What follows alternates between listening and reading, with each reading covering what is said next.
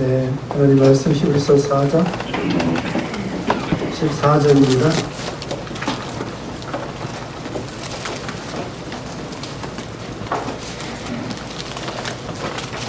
히브리서 4장 14절로 5장 10절 말씀까지 히브리서 4장 14절입니다.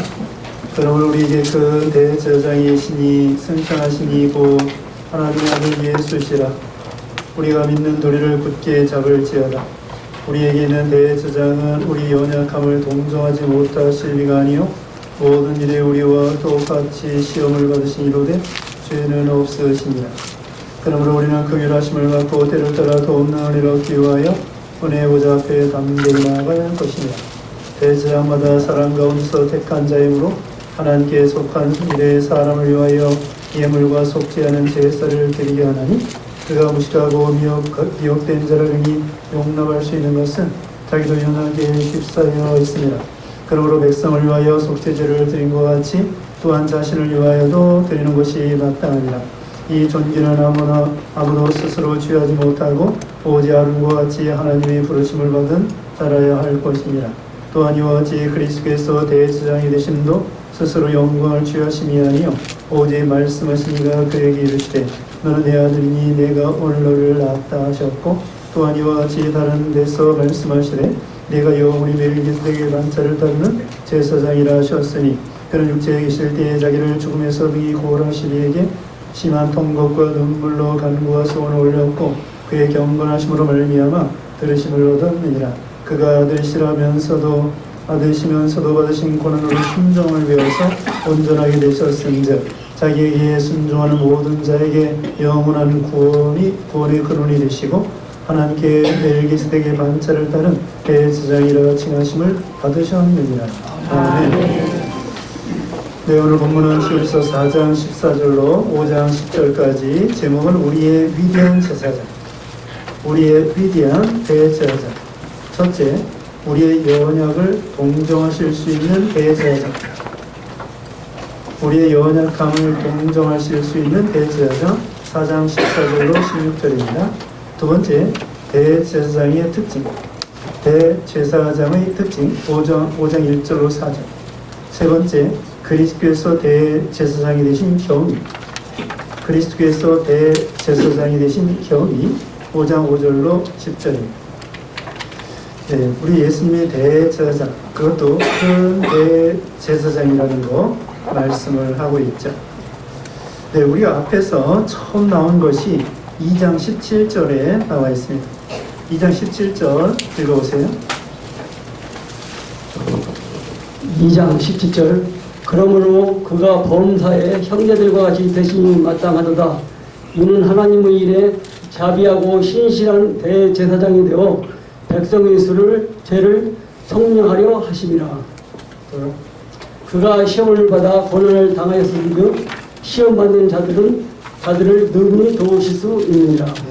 여기 처음으로 히브리서 이제 2장 17절에 대제사장이 나옵니다. 우리 예수님을 상징하는데요. 우리 예수님은 오늘 본문에 이제 14절 보겠습니다. 제가 그러므로 우리에게 큰 대제사장 계시니 승천하시니 곧 하나님의 아들 예수시라. 우리가 믿는 도리를 굳게 잡을지어다. 큰 대제사장이라고 했습니다. 구약시대 대제사장은 어떤 분이에요? 7월 10일 날 유대절기로 7월 10일 날 송아지의 피를 가지고 지성소에 딱 한 번 들어가는 거예요. 그리고 이제 그 다른 제사장들은 매일매일 그 성소까지는 들어가요.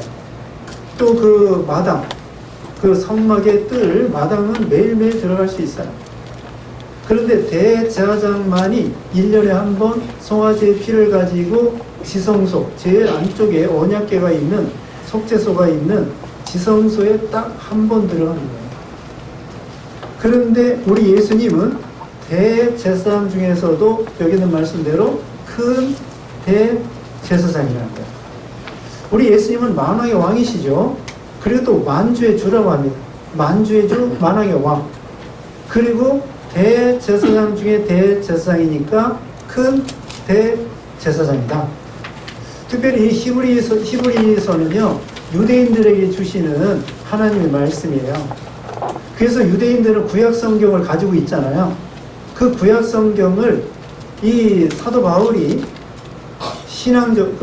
성경적으로 예수님에 대해서 대제사인 것을 해석해 주는 거예요.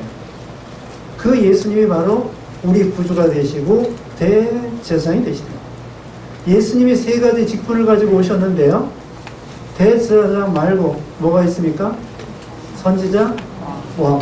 네. 선지자, 제사장, 왕, 이 세 가지 직분을 기름 부어서 세우는데, 예수님이 그래서 그리스도다, 메시아다, 이렇게 말씀을 하는 거죠. 그래서 여기 14절에 우리 예수님은 큰 대제사장이시고요, 승천하셨다고 그랬고요, 하나님의 아들 예수라고 그랬고요, 그러므로 우리가 믿는 도리를 굳게 잡을지어다. 믿는 신앙 고백입니다. 우리의 신앙 고백을 흔들리지 말고 예수님에 대한 신앙을 굳게 잡고 있으라 말했습니다. 이제 15절 읽으세요. 15절 우리에게 있는 대제사장은 우리의 연약함을 동정하지 못하실 이가 아니요 모든 일에 우리와 똑같이 시험을 받으신 이로되 죄는 없으시니라. 근데 우리 대제사장은요, 특별한 대제사장이에요. 뭐냐면은 우리 연약함을 동정하신다고 했습니다. 동정한다는 것은 같이 본다는 거고요, 같이 알아준다는 거고요, 다른 말로는 불쌍히 여기는 거예요. 우리 예수님이 우리를 동정한다고, 동정. 불쌍히 여기고 우리의 형편을 다 이해하신다는 것입니다. 왜 우리를 이해할 수 있죠? 우리는 2장에서 우리 예수님이 우리와 똑같은 혈육을 이루시고 형제라고 했습니다. 우리는 동생이라고 했습니다. 우리 예수님이 우리와 똑같은 육신을 입으셨기 때문에 우리 육신의 어려움을 다 아시는 거예요. 근데 죄는 없으셔요. 여기 있는 말씀대로 15절 끝에 예수님이 인성을 입으셨기 때문에 어떻습니까? 예수님도 배고프시고 피곤하시고 시장하시고 또 주무셔야 되고 걸어가면은 사마리아 우물가에 쉬기도 하시고 물 좀 달라고 하면서 저기 물을 드시고 십자가에 찔리면 아프시고 제자들이 도망가고 배신하면 마음이 아프고 우리 형편을 너무나도 잘 아시는 거예요. 그래서 우리 예수님은 우리와 동질성, 그래서 우리 예수님과 우리는 늘 가까이 사귈 수가 있는 거예요. 참 이것이 신기한 거죠. 다른 종교하고 다른 것이 뭐냐면은 우리는 하나님과 늘 교제하는 거예요. 교통하는 거예요. 부부 간에, 부모 자식 간에 서로 대화하는 것처럼 우리가 기도하면서 예배하면서 하나님과 교제하는 거예요. 그리고 우리 예수님은 눈에 보이는 하나님이셔요. 이번 사경회 때도 말했습니다. 보이는 라디오 있다고 그랬죠. 보이는 라디오. 보이는 라디오가 있어요. 라디오는 라디오인데 볼 수 있도록 된 게 있어요. 유튜브에 나와요. 그 시간에. 그것처럼 우리 예수님은 보이는 하나님이셔요. 우리가 만약에 하나님이 예수님처럼 눈에 보이는 하나님이 안 오셨다고 하면은 하나님에 대한 감각이 없는 거예요. 우리 눈으로 볼 수도 없지, 손으로 만질 수도 없지, 뭐 대화하기는 해도 참 이게 감각이 없는 거예요. 우리는 육신을 입은 인생이기 때문에.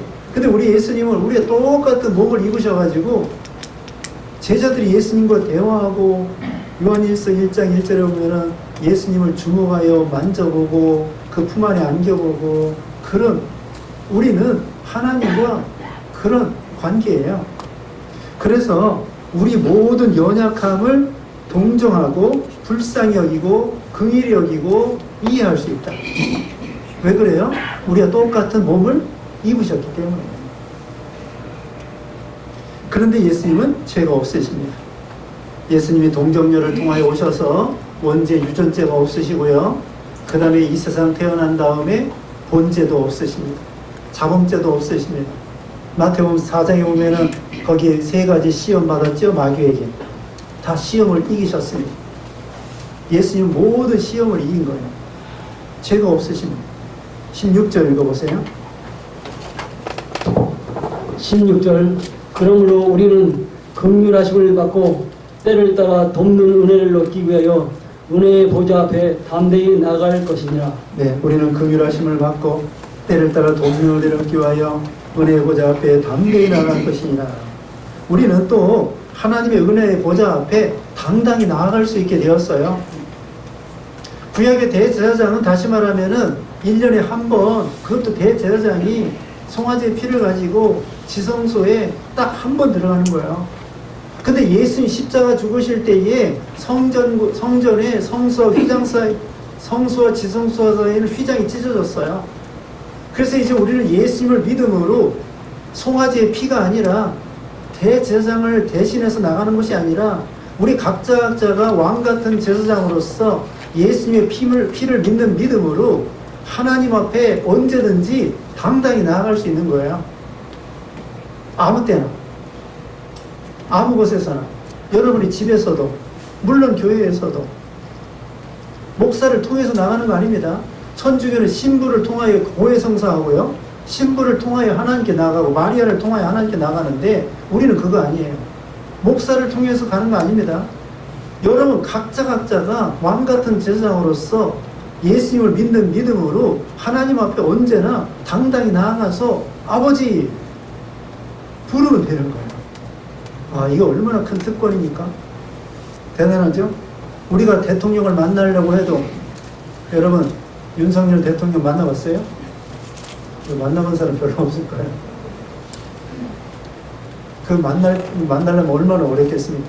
근데 우리 하나님 아버지는요, 우주를 창조하신 하나님이신데, 우리가 예수님을 믿는 믿음으로 아무 때나, 주여, 아버지, 그럼 만나주시고 응답해 주시는 거예요. 얼마나 이게 대단한 것입니까? 때를 따라 돕는 은혜를 얻기 위하여 은혜의 보좌 앞에 담대히 나아가라. 은혜의 보좌입니다. 하나님은 얼마든지 은혜를 베풀어 주시는 거예요. 달라고 하는 자에게 거절하는 부분, 물론 나쁜 거 아직 줘서는 안 돼야 될 것은 거절하지만 필요한 거 얼마든지 주시는 거예요. 로마서 8장 32절에 아들도 아끼지 아니하시고 내어주시니가 아들과 함께 모든 것을 우리에게 은사로 주지 아니하겠느냐. 하나님이 주신다는 은혜의 보좌입니다. 그리고 때를 따라 돕는 은혜를 얻기 위하여 하나님 앞에 나가라는 거예요. 때를 따라 돕는 은혜가 무엇입니까? 이 사건에 맞는 은혜, 이 시점에 맞는 은혜, 이 환경에 맞는 은혜, 바로 우리가 어려움 당했을 때에 필요한 은혜, 그 은혜의 보좌 앞에 나가서 구하라는 거예요. 우리 형편이 1000가지 만가지입니다. 사람마다 다 형편이 달라요. 그런데 어떤 형편도 괜찮다는 거예요. 그래서 은혜의 보좌 앞에 나아가라는 거예요. 그런데 과거에 은혜 받았다고 해서 현재 은혜 안 받아도 된다, 그거 아니에요. 지난 주일날 말씀으로 은혜 받았어도 금주에 또 나와서 은혜 받아야 되고요. 금주에 은혜 받았어도 다음 주에 또 나오셔야 돼요. 우리는 연약하기 때문에 늘 하나님의 은혜를 받아야 살아갈 수 있는 거예요. 오직 의인은 믿음으로 산다고 했잖아요. 그러니까 때를 따라 돕는 은혜라고 하는 것은 무엇이에요? 다시 말하면 이 환경에, 이 시점에, 이 사건에, 이때에 하나님의 은혜를 간구해서 은혜의 보좌 앞에 나가서 얼마든지 받으라는 것입니다. 그 다음에 5장 1절부터 보면은요, 제사장이 예를 들어서 말씀했습니다. 우선은 아론 제사장에 대해서 이제 표본으로 말씀을 하고 있습니다. 이제 5장 1절 읽어보세요. 1절 대제사장마다 사람 가운데서 택한 자임으로 하나님께서 관 일에 사람을 위하여 예물과 속지 않은 제사를 드리게 하나니 그가 무식하고 미혹된 자를 능히 용납할 수 있는 것은 자기도 연약에 휩싸여 있습니다. 네, 첫째로는요, 사람 가운데에서 택한 자가 되어야 된다는 것입니다. 사람이라야 사람의 죄를 속할 수 있고요. 대제사장은 다른 것이 아니에요. 천사도 아니고요. 사람 가운데에 택한 자 세우는 거예요. 왜? 그 사람들은 우리가 똑같은 연약성을 가지고 있어요. 우리가 똑같은 연약성을 가지고 있습니다. 그렇기 때문에 우리를 이해할 수 있어요. 이것은 바로 예수님을 구약의 제사장들은